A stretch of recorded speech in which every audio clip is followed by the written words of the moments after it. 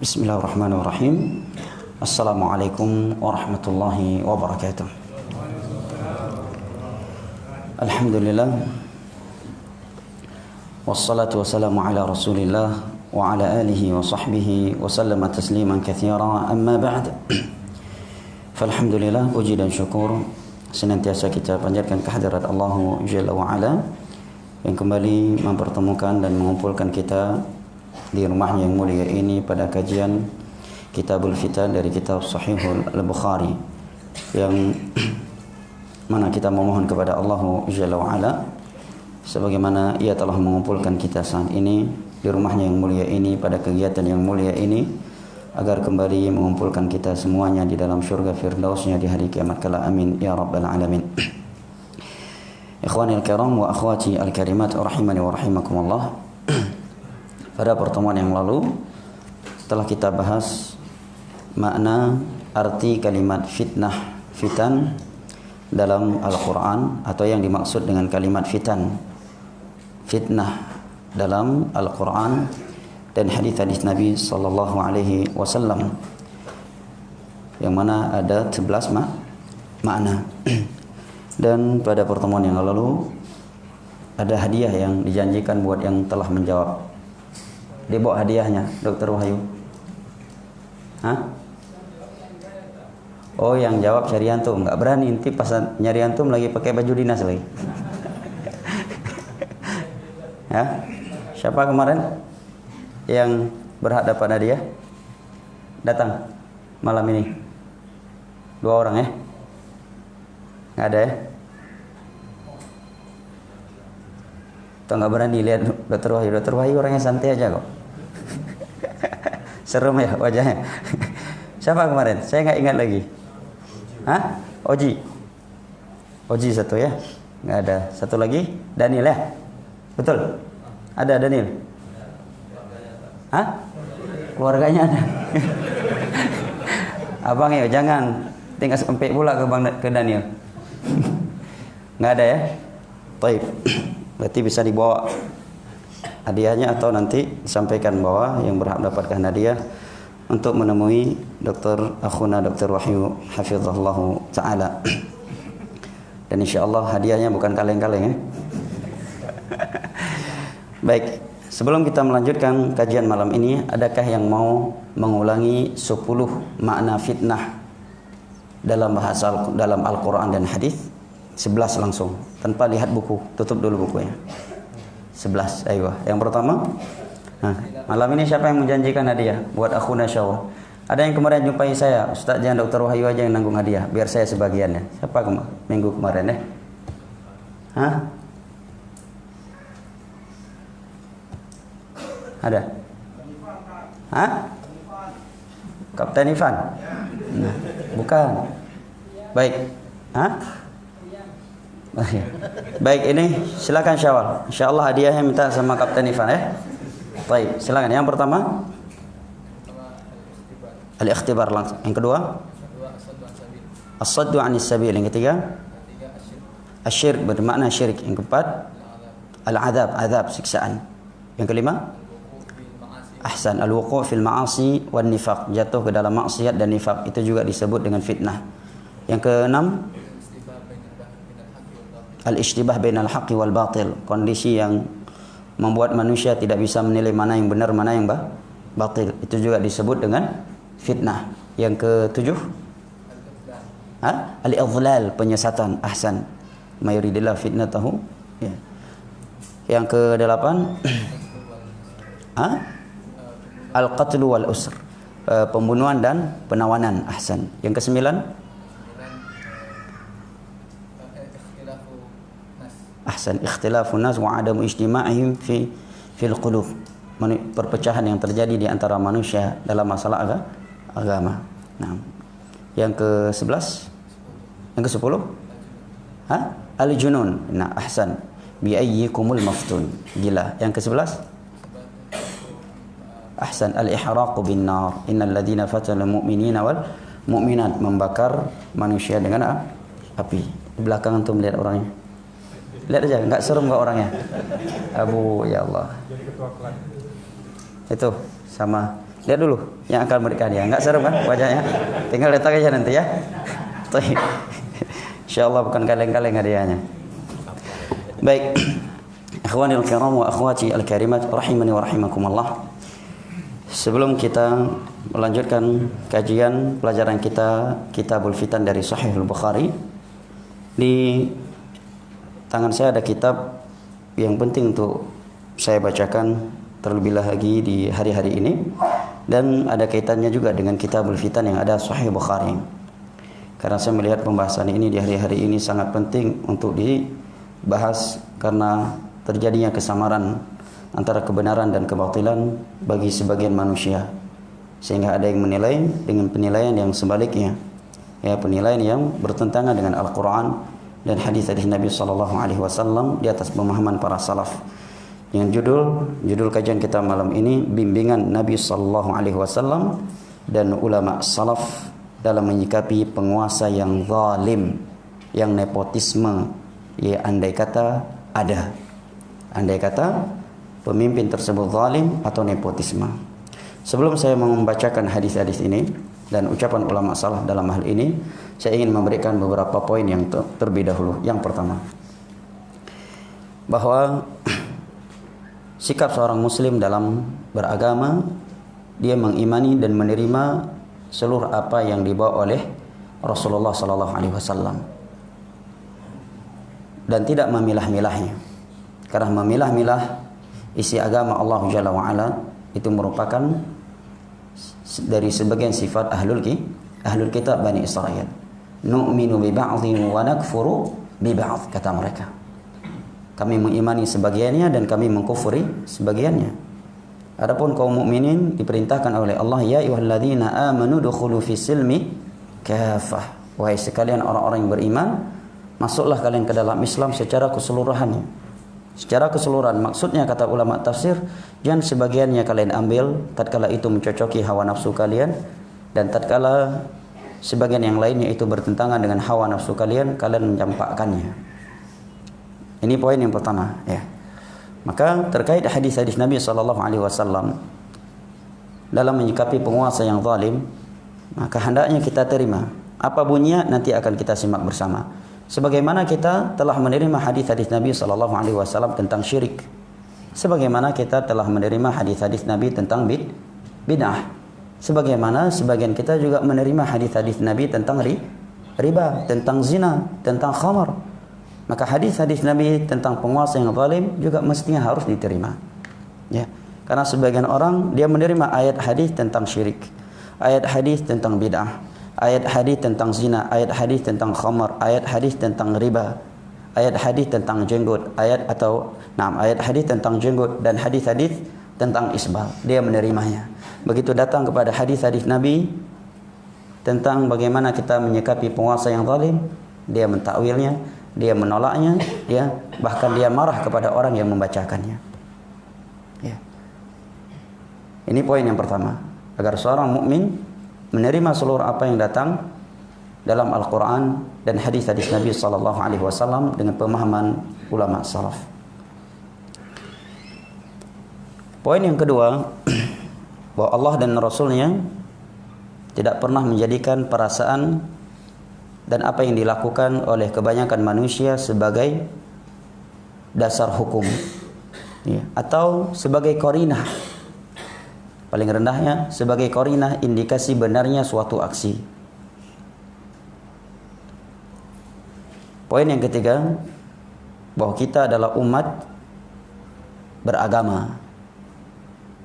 Kita umat Al-Quran dan umat Nabi SAW, umat beragama yang menjadikan Al-Quran dan hadis Nabi SAW dengan pemahaman ulama salaf sebagai dasar kita dalam beragama, pedoman kita di dalam berkata dan berbuat dalam urusan agama. Maka barang siapa yang berbicara masalah agama atau menisbatkan sesuatu kepada agama, maka hendaknya Al-Quran dan hadis dengan pemahaman ulama salaf sebagai dasar dia dalam hal tersebut.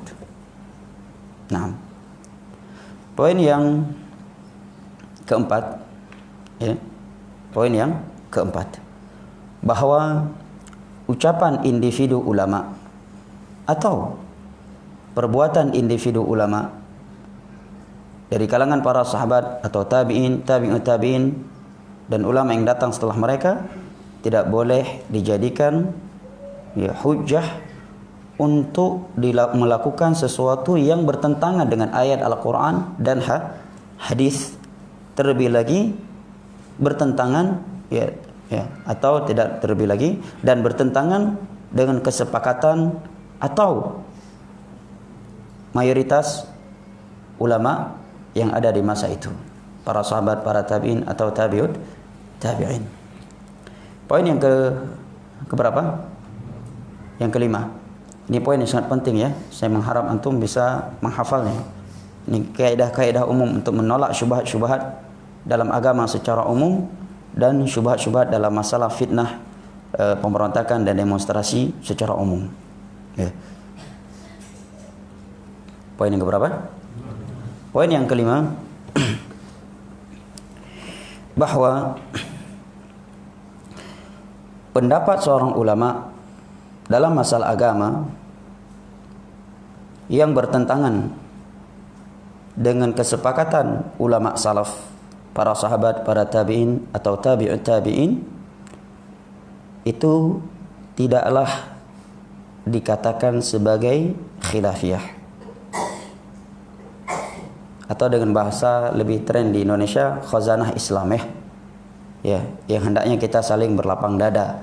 Kemudian orang boleh mengambil pendapat tersebut, tetapi justru itu dikatakan sebagai ketergelinciran seorang ulama. Andai kata dia ulama, apalagi kalau dia bukan ulama. Contohnya sangat banyak. Di antaranya apa? Ulama, para sahabat Nabi, para tabi'in, tabi'ut tabi'in telah sepakat semuanya bahwa seorang lelaki tidak boleh mengambil jenggotnya. Dia wajib membiarkan apabila tumbuh. Maka apabila ada ulama yang berpendapat boleh, maka kita katakan dia tergelincir. Andai kata dia ulama. Kalau dia bukan ulama, ya nggak perlu kita gubris. Ya. Dia tergelincir. Dan hendaknya dia dinasihati dan agar kembali kepada kesepakatan para sahabat, para tabi'in dan tabi'ut tabi'in. 3 generasi yang telah direkomendasikan oleh Rasulullah sallallahu alaihi wasallam. Contoh lainnya apa? Musik. Para sahabat, para tabi'in, tabi'ut tabi'in, 4 mazhab juga sepakat tentang haramnya musik. Kemudian datang Ibnu Hazm yang pertama kali menolak hadis atau mendhaifkan hadis tentang musik dan berpendapat boleh.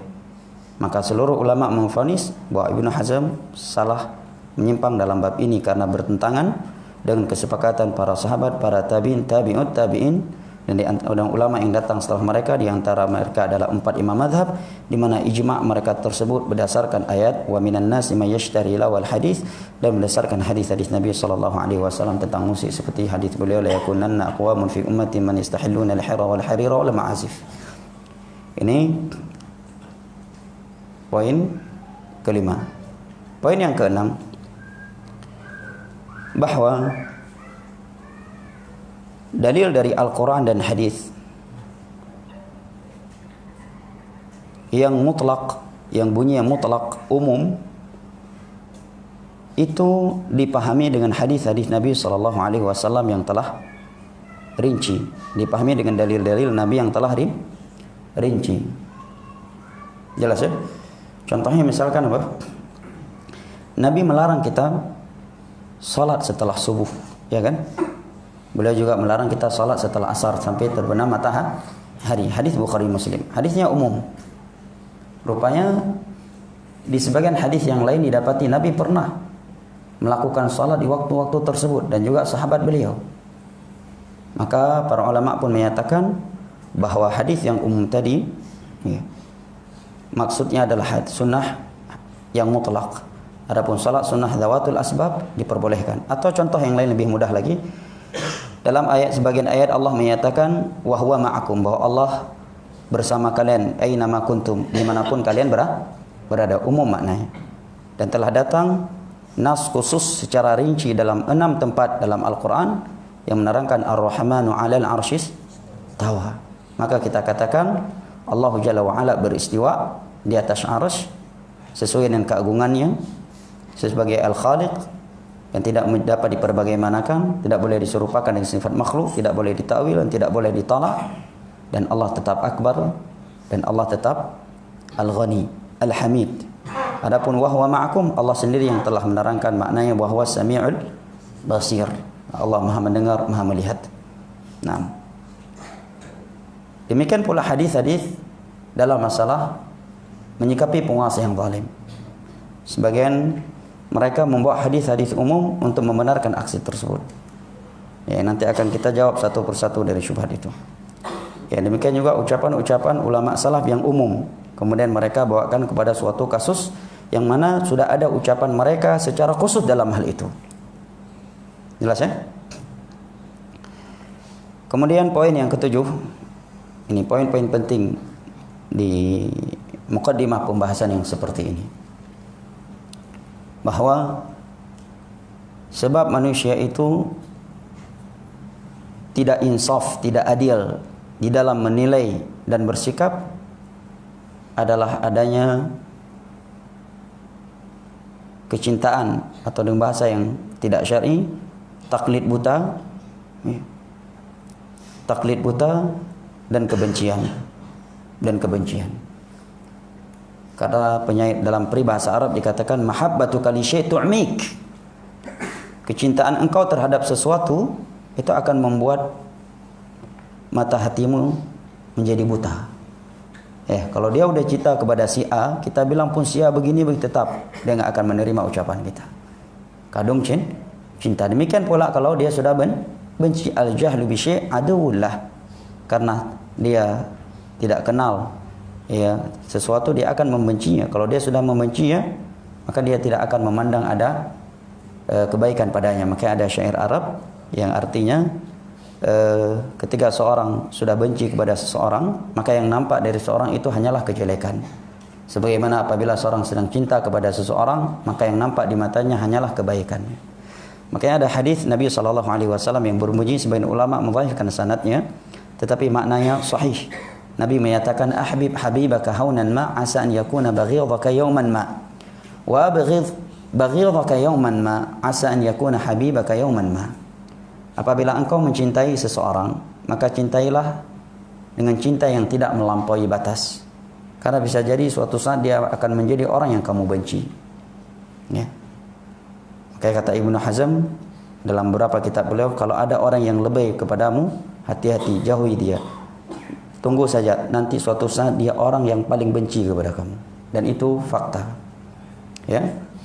Orang-orang yang lebay kepada seseorang, kepada seorang guru, begitu muncul fitnah, dia berbalik 180%. Melebihi kebencian orang-orang lain yang dulunya mereka mencintai guru tersebut masih di bawah cinta dia. Ya. Makanya jauhi kalau ada orang-orang yang lebay. Nah. Dan sebaliknya kata Nabi, kalau kamu benci kepada seseorang, maka jangan sampai melampaui batas. Karena bisa jadi suatu saat orang yang kamu benci itu harus menjadi orang yang kamu cintai. Ikun tam tu ikun, rupanya kajir kayah tuan, nampak berapa? Bencinya luar biasa. Rupanya pas mau beli, dia pula yang punya warung. Dia pula yang punya warung.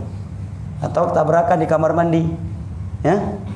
Atau ngantri di sebuah toko, atau akan menjadi calon iparnya, dan seterusnya. Apa pentingnya poin ini? Agar hati kita bersih sehingga kita menerima hadis-hadis Nabi yang disampaikan oleh orang. Karena kalau seorang sudah terlalu cinta kepada seorang, dia tidak melihat lagi itu benar atau tidaknya. Demikian pula ketika dia sudah benci kepada seseorang, sekalipun yang dia sampaikan adalah kebenaran. Nah, ketika kita ingin mencari kebenaran, dua sifat ini hendaknya hilang dari hati kita. Dan hendaknya pedoman kita di dalam menilai dan menyikapi sesuatu itu benar atau tidaknya, selaku kita umat Islam, adalah Al-Quran dan hadis dengan pemahaman ulama salaf. Ayat dan hadis tentang itu sudah sering berulang kali kita sebutkan. Ini 7 poin. 7 ya? 7 poin yang penting dalam masalah ini.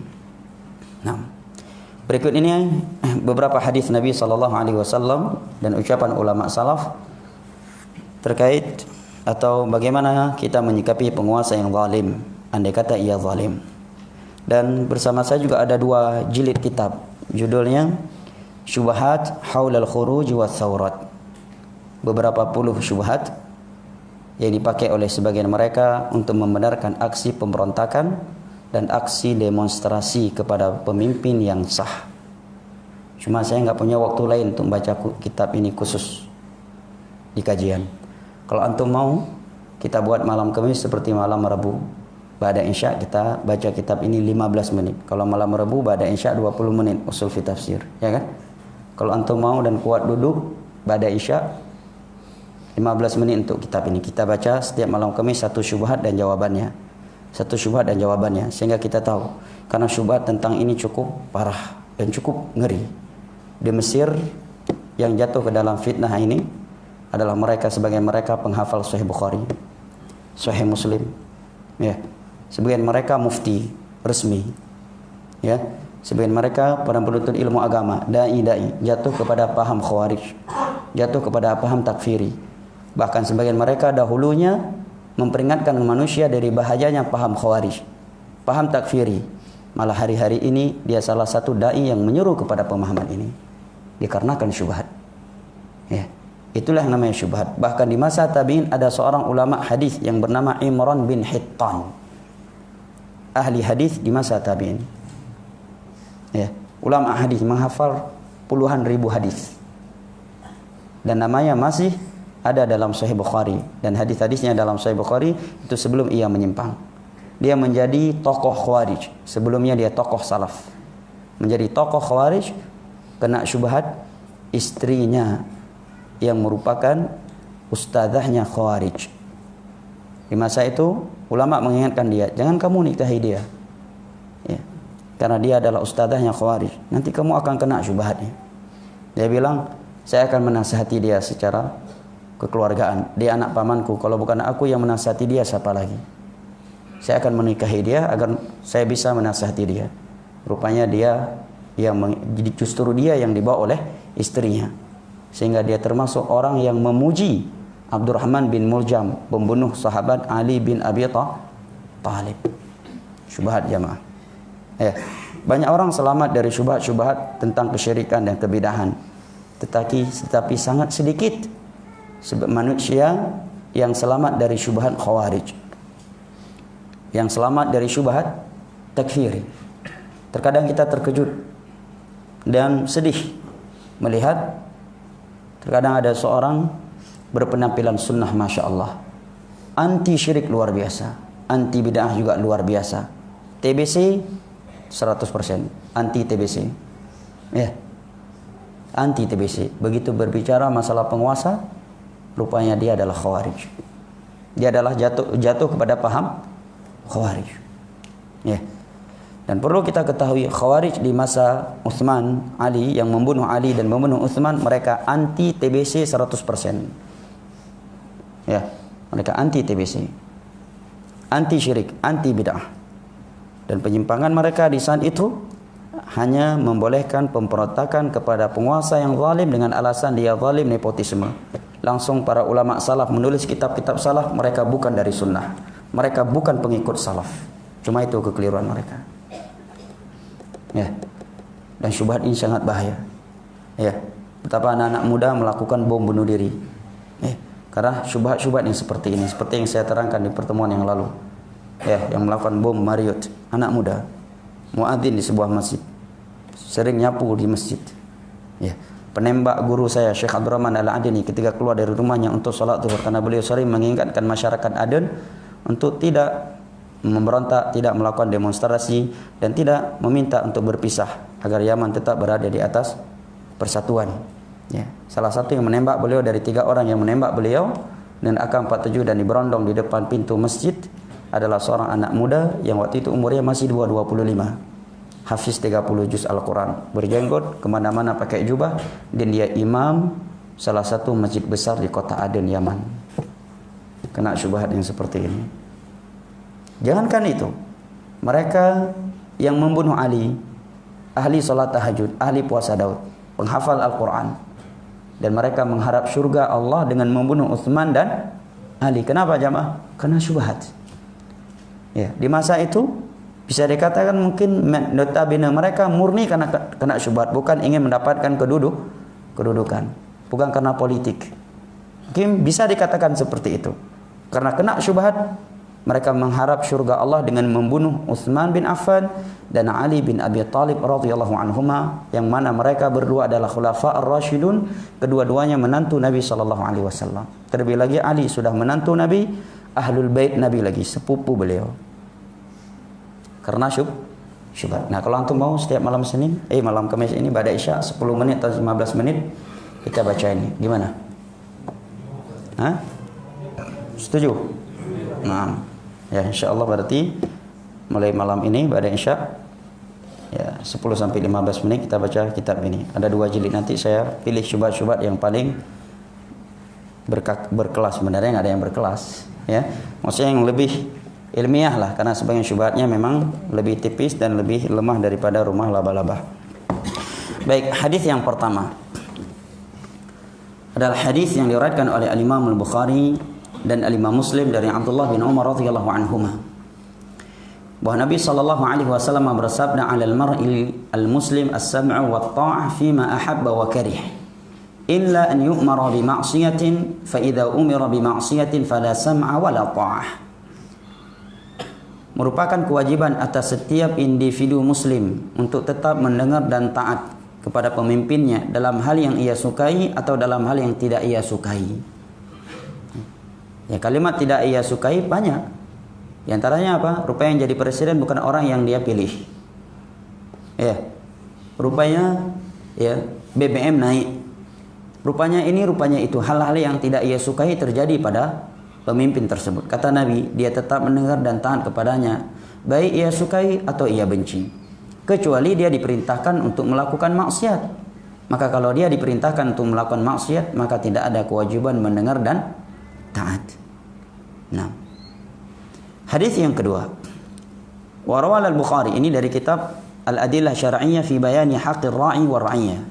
Judul kitab dalil-dalil syar'i yang menerangkan kepada kita hak pemimpin dan hak rakyat. Ya. Ditulis oleh Syekh Muhammad bin Abdullah As-Subayyi rahimahullah, imam dan khatib Masjidil Haram sebelum Syekh Sudais rahimahullah, sudah meninggal beliau. Sebelum Syekh Sudais, imam dan khatib Masjidil Haram adalah beliau. Sehingga ini termasuk beliau salah satu gurunya Syekh Sudais hafizahullahu taala. Dan hadis-hadis yang beliau sebutkan di sini semuanya sebenarnya dari kitab Al-Ummahat, kitab induk hadis. Seperti Bukhari, Muslim, Sunan, Al-Masanid. Hanya saja saya baca langsung dari kitab ini karena di sini sudah tersusun secara khusus dalam pembahasan ini sehingga lebih rapi dan lebih tersusun. Nah, dan kitab ini saya diberikan hadiah oleh Syekh Abdul Hadi ketika umroh di bulan Ramadan kemarin di Mekah. Hadis yang kedua adalah hadis yang diriwayatkan oleh Al-Imam Al-Bukhari dan Muslim dari Anas bin Malik radhiyallahu anhu. Nabi bersabda, "Isma'u wa athi'u wa in istu'mila 'alaikum 'abdun habasyi ka'anna ra'sahu zabibah." Tetaplah kalian mendengar dan taat kepada penguasa kalian, sekalipun pemimpin kalian adalah seorang budak sahaya dari Ethiopia yang kepalanya itu seperti buah kismis. Subhanallah ya. Berat bagi orang Arab mau dipimpin oleh seorang non-Arab. Sudah non-Arab, non-Arabnya bukan dari Perancis atau Eropa, dari Ethiopia. Tambah lagi dia seorang budak sahaya. Ini menerangkan kepada kita apa? Walaupun pemimpin tersebut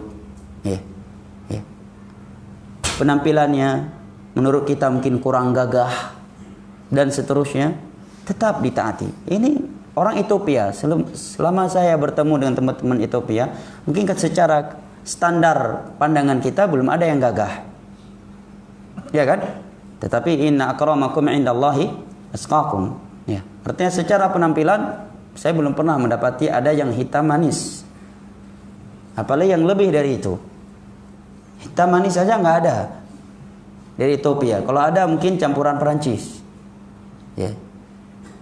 Tetapi kata Nabi, andai kata pemimpin kalian dari Ethiopia, sudah dari Ethiopia, kepalanya seperti kismis lagi, rambutnya tidak sempurna, bukan sekedar miring dasinya. Ya, bukan sekedar miring jasnya. Bukan sekedar badannya kurang apa? Badan orang yang ikut olahragawan apa? Ikut olahraga apa? Badannya mungkin bukan six pack, justru one pack misalkan. Ya. Tetap ditaati kata Nabi. Andai kata dia seorang pemimpin kalian budak sahaya Ethiopia, kepalanya seperti buah kismis. Antum tahu kismis kan? Apa kismis? Hah? Anggur yang sudah dikeringkan, peyot-peyot kan? Kepalanya peyot-peyot. Ya. Gagah aja bisa dibilang banci, apalagi kalau sempat seperti kismis. Entah apa yang mungkin disampaikan. Tetap kata Nabi, mau dibilang mau nampaknya begini, sudah seperti kismis, itu udah gambaran yang paling jelek sudah. Antum tahu anggur kalau dari jemur, peyot-peyot kan, miring-miring. Ya, gimana antum kalau ada presiden, perdana menteri, antum peyot-peyot? Hah? Hidungnya angka 8, mulutnya yang justru angka 7. Kepalanya kismis. Kata Nabi tetap ditaati. Dan ini bantahan terhadap sebagian mereka yang berkata kami tidak taat kepada penguasa yang ada karena sekarang bukan khilafah Islamiyah. Kami menginginkan khilafah Islamiyah.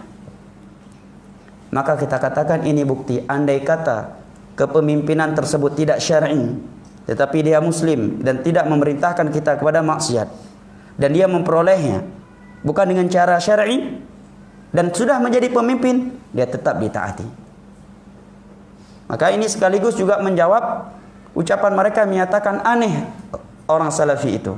Demonstrasi enggak boleh, nyoblos enggak, tapi begitu udah jadi pemimpin dia bilang wajib taat, enggak nyambung. Lo yang enggak nyambung karena enggak belajar akidah. Ya. Ini hadisnya.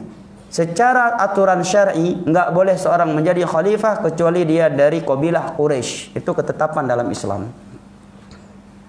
Dan tidak boleh dari seorang budak sahaya. Berarti ketika ada budak sahaya non Arab lagi, sudah non Arab, ya, yang Arab aja kalau bukan Quraisy tidak boleh jadi khalifah.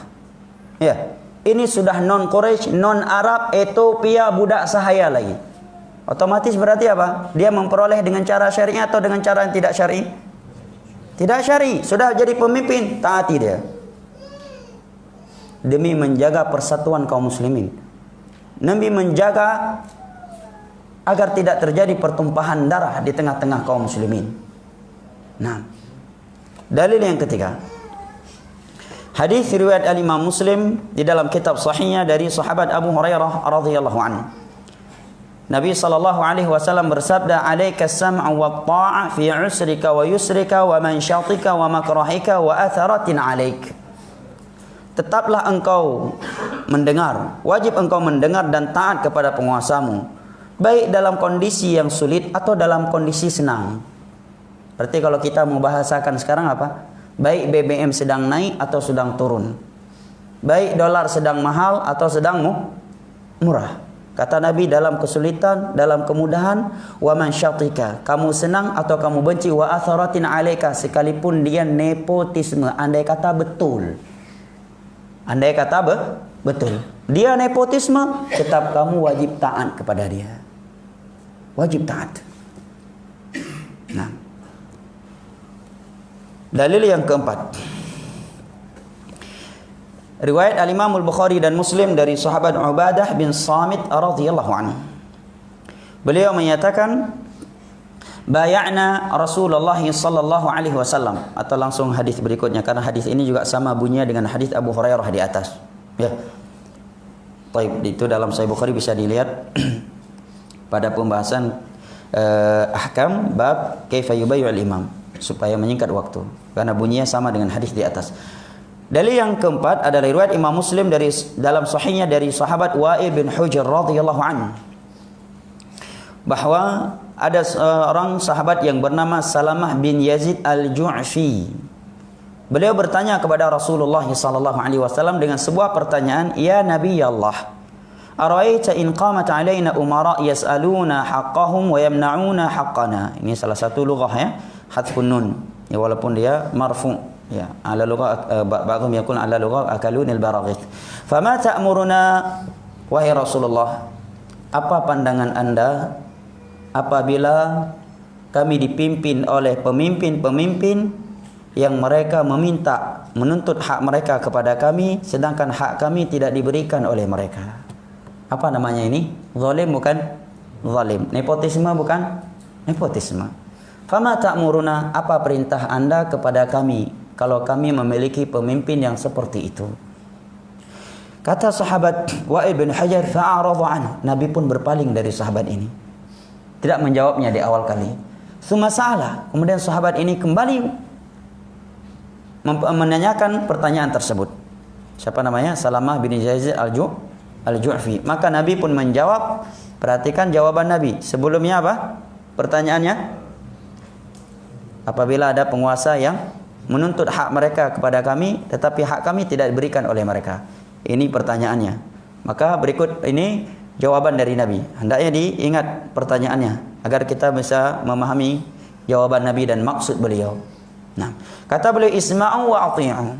Tetaplah kalian mendengar dan taat kepadanya. Padahal siapa dari penguasanya menuntut hak mereka, sedangkan hak rakyatnya tidak ia berikan. Zalim bukan namanya itu? Zalim. Nah, fa inna ma 'alaihim ma humilu 'alaikum ma humiltum.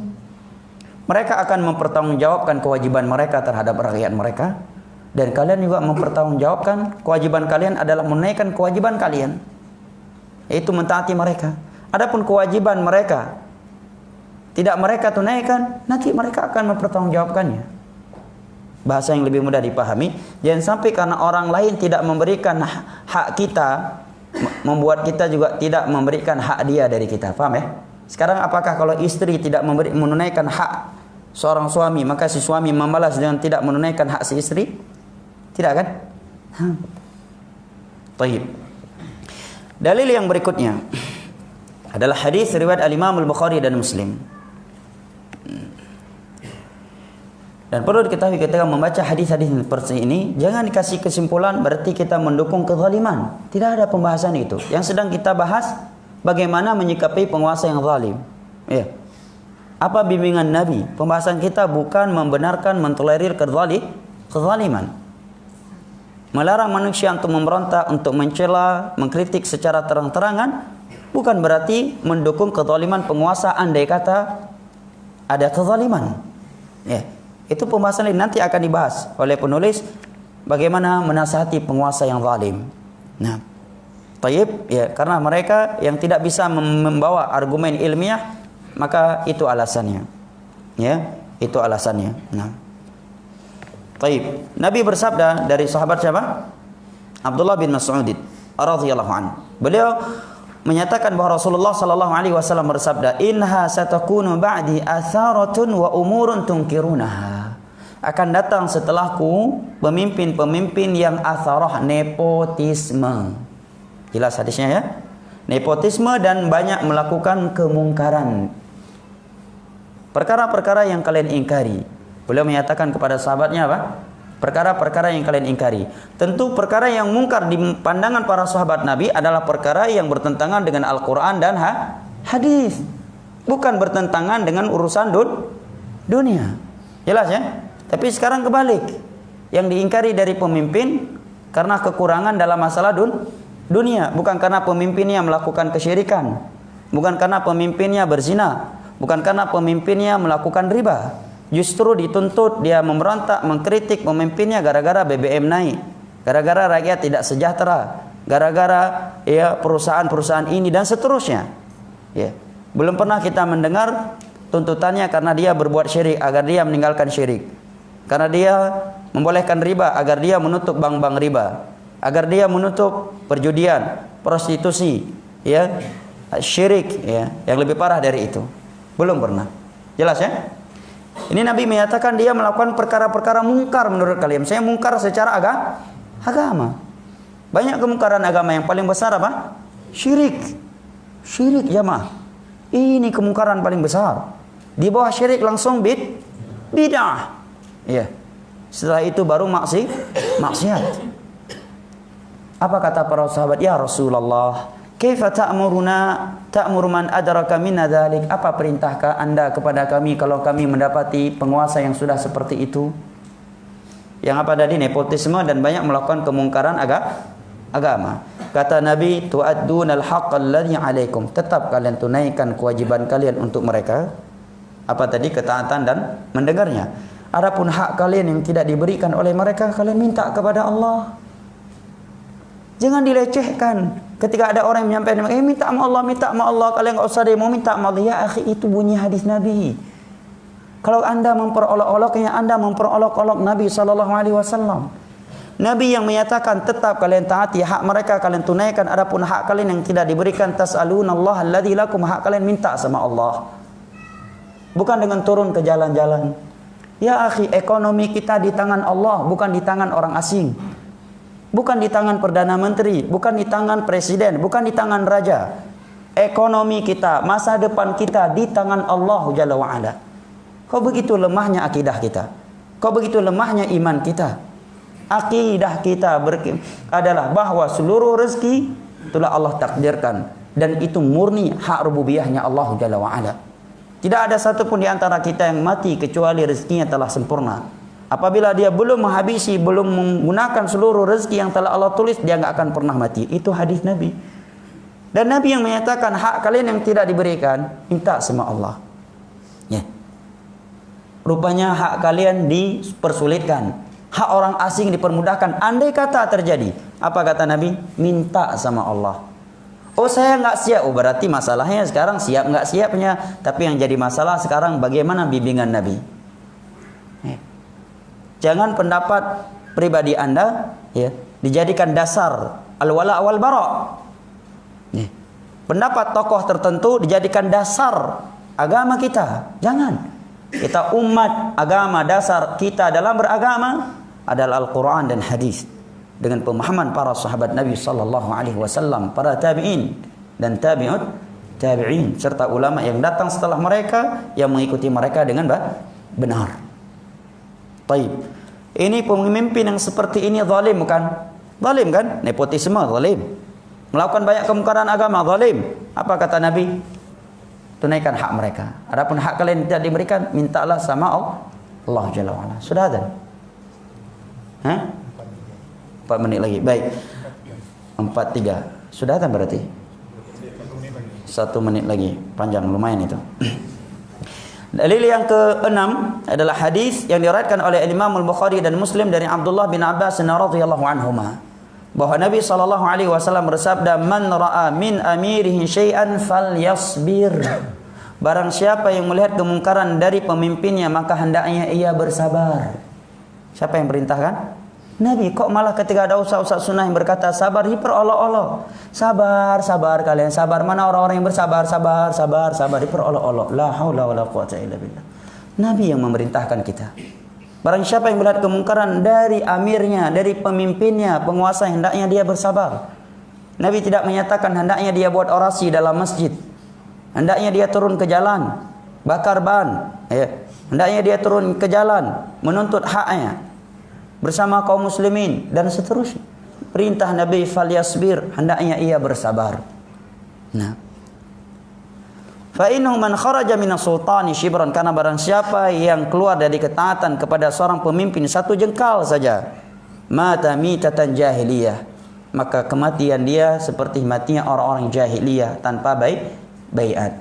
Bukan maksudnya murtad, tapi disamakan dengan jahiliyah karena orang jahiliyah mereka watak mereka paling tidak mau taat. Watak mereka memang pemberontakan.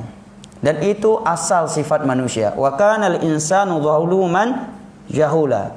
Manusia itu pada dasarnya zalim, jahil. Maka hadis-hadis seperti ini sulit kali diterima. Karena memang dasar manusia sifatnya kata Allah zaluman jahula, suka zalim dan suka jahil. Ya. Sebenarnya kalau dikatakan ingin memberontak, hampir setiap manusia itu ada benih pemberontakan dalam hatinya, ya kan? Punya sifat tidak mau ditindas. Saya kira semua manusia begitu, ya. Dimanapun. Tetapi sekarang kita umat beragama, ya. Kita harus tunduk kepada aturan Allah dan Rasulnya, tunduk kepada Al-Quran dan hadis dengan pemahaman para ulama salaf. Harus kita patahkan hawa nafsu kita. Wa amma man khafa maqama rabbih wa nahan nafsa 'anil hawa. Dia tahan dirinya dari hawa nafsu.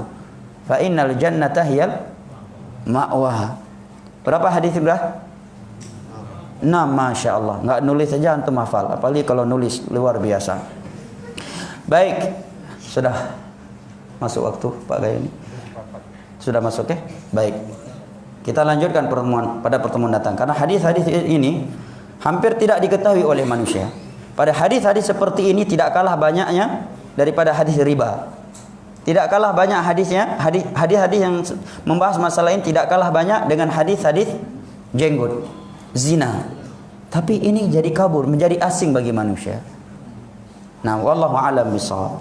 Bahkan sebagian orang menilai kalau ada ustaz yang membacakan hadis-hadis ini, dia bilang, apa lah kayak main politik wayang kau. Hai, itu main politik hadis Nabi Bukhari Muslim. Ya.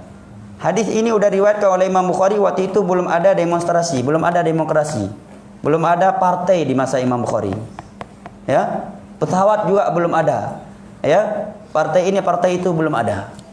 Nah, dan ini sudah disampaikan semenjak Nabi masih hidup. Ya. Kemudian ketika dahsyatnya pemberontakan di masa Utsman dan Ali, dan yang datang setelah mereka, para ulama benar-benar menyebarkan hadis ini. Ini penting. Kalau di masa Khawarij kita tidak membantah paham Khawarij, maka kapan lagi? Setelah banyak manusia jatuh kepada paham Khawarij. Ketika banyak terjadi kesyirikan, kita diam dari kesyirikan. Di lingkungan yang banyak bidah, kita diam dari bidah. Di lingkungan yang banyak terjadi paham Khawarij, kita diam dari paham Khawarij. Jadi kapan kita menyampaikan kebenaran? Bahas bahaya bidah di depan orang yang tidak melakukan bidah, apa manfaatnya? Membahas bahaya syirik di hadapan orang yang memang sudah paham bahayanya syirik. Ya. Mantap itu, di lingkungan syirik kita terangkan bahayanya syirik. Di hadapan orang yang belum paham apa itu bidah, kita jelaskan apa itu bidah menurut Al-Quran dan hadis dengan ucapan para salaf, agar mereka berhenti dari perbuatan bidah. Di saat sedang terjadinya paham Khawarij, takfiri, ya, di saat itu kita gencar menyampaikan ayat-ayat, hadis-hadis dan ucapan para salaf dalam hal itu agar menjadi bimbingan dan pedoman buat manusia dan hakim bagi mereka di dalam bersikap dan menilai. Nah, wallahu a'lam bishawab. Subhanakallahumma bihamdik, asyhadu an la ilaha illa anta, astaghfiruka wa atubu ilaik. Wa sallallahu ala nabiyyina Muhammad wa ala alihi wa sahbihi wasallam, wa akhiru da'wana anil hamdulillahi rabbil alamin. Wassalamu alaikum warahmatullahi wabarakatuh.